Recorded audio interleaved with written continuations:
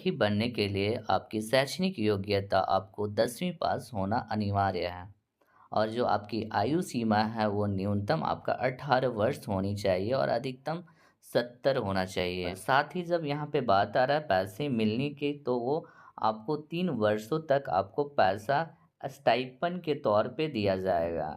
यानी प्रथम वर्ष जब आप कार्य करेंगे तो प्रथम वर्ष आपको मंथली आपको 7,000 रुपया मिलेगा, जिसमें आपको एक बीमा जोड़ना होगा प्रति माह। उसके बाद दूसरे वर्ष आपको 6,000 रुपया मिलेगा प्रति माह, उसमें भी आपको दो बीमा जोड़ना है।